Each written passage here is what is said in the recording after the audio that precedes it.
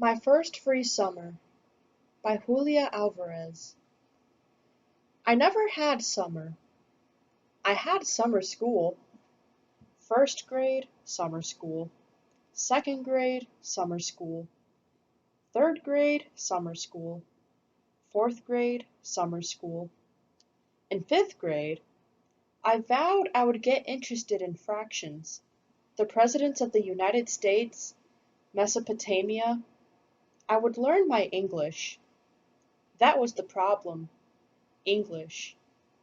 My mother had decided to send her children to the American school, so we could learn the language of the nation that would soon be liberating us.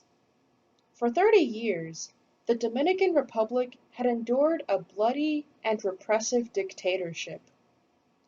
From my father, who was involved in an underground plot, my mother knew that Los Americanos had promised to help bring democracy to the island. "You have to learn your English," Mommy kept scolding me. "But why?"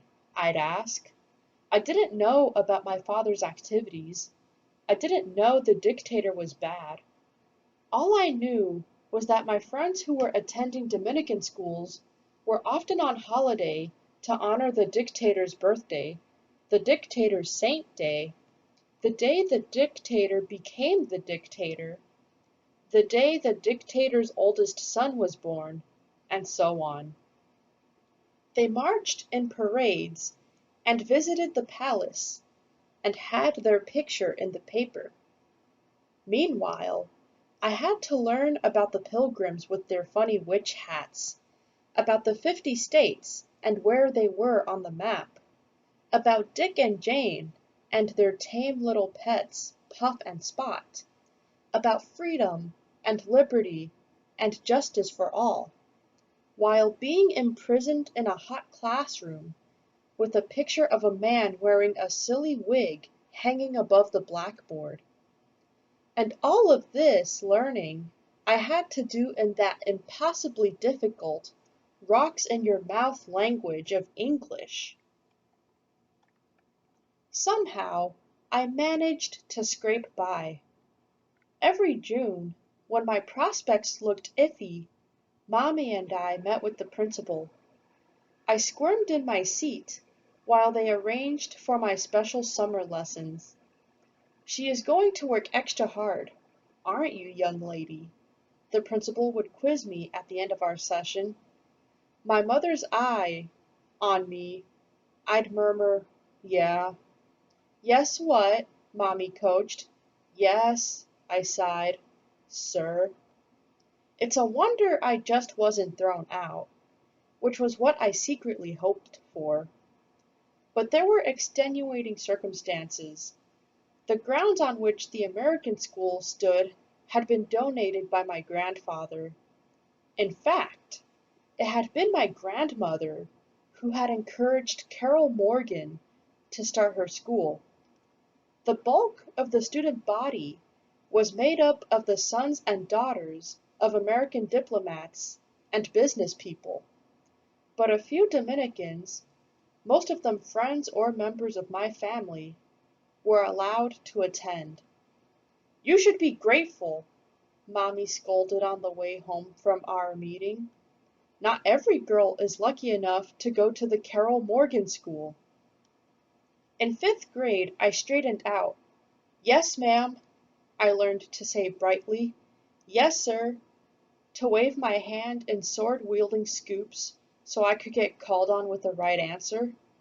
What had changed me? Gratitude? A realization of my luckiness? "No, sir." The thought of a fun summer? "Yes, ma'am." I wanted to run with the pack of cousins and friends in the common yard that connected all our properties, to play on the trampoline and go off to La Playa and get brown as a berry. I wanted to be free. Maybe American principles had finally sunk in. The summer of 1960 began in bliss. I did not have to go to summer school. Attitude much improved, her English progressing nicely. attentive and cooperative in classroom. I grinned as Mommy read off the note that accompanied my report card of B's. But the yard, replete with cousins and friends that I had dreamed about all year, was deserted. Family members were leaving for the United States, using whatever connections they could drum up. The plot had unraveled. Every day there were massive arrests. The United States had closed its embassy and was advising Americans to return home. My own parents were terrified. Every night, black Volkswagens blocked our driveway and stayed there until morning. "Secret police," my older sister whispered. "Why are they secret if they're the police?" I asked. "Shut up!" my sister hissed. "Do you want to get us all killed?" Day after day, I kicked a deflated beach ball around the empty yard, feeling as if I'd been tricked into good behavior by whomever God put in charge of the lives of 10-year-olds. I was bored. Even summer school would have been better than this. One day, toward the end of the summer, my mother summoned my sisters and me. She wore that too bright smile she sometimes pasted on her terrified face. "Good news, girls! Our papers and tickets came. We're leaving for the United States." Our mouths dropped. We hadn't been told we were going on a trip anywhere, no less to some place so far away. I was the first to speak up. But why? My mother flashed me the same look she used to give me when I'd ask why I had to learn English. I was about to tell her that I didn't want to go to the United States, where summer school had been invented and everyone spoke English. But my mother lifted a hand for silence. "We're leaving in a few hours. I want you all to go get ready. I'll be in to pack soon." The desperate look in her eyes did not allow for contradiction. We raced off, wondering how to fit the contents of our Dominican lives into 4 small suitcases. Our flight was scheduled for that afternoon, but the airplane did not appear. The terminal filled with soldiers, wielding machine guns, checking papers, escorting passengers into a small interrogation room. Not everyone returned.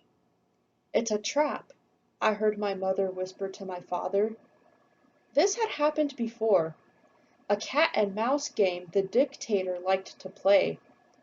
Pretend that he was letting someone go, and then, at the last minute, their family and friends conveniently gathered together. Wham! The secret police would haul the whole clan away.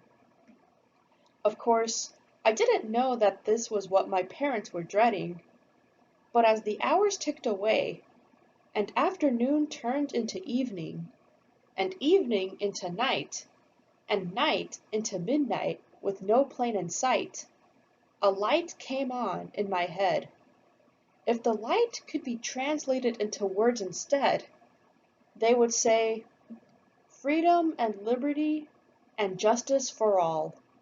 I knew that ours was not a trip, but an escape. We had to get to the United States. The rest of that night is a blur.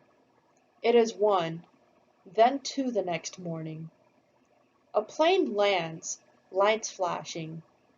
We are walking on the runway, climbing up the stairs into the cabin. An American lady wearing a cap welcomes us. We sit down, ready to depart. But suddenly, soldiers come on board. They go seat by seat, looking at our faces. Finally they leave. The door closes, and with a powerful roar, we lift off and I fall asleep. Next morning, we are standing inside a large, echoing hall as a stern American official reviews our documents. What if he doesn't let us in? What if we have to go back? I am holding my breath. My parents' terror has become mine. He checks our faces against the passport pictures. When he is done, he asks, "You girls ready for school?" I swear he is looking at me. "Yes, sir," I speak up. The man laughs. He stamps our papers and hands them to my father. Then, wonderfully, a smile spreads across his face. "Welcome to the United States," he says, waving us in.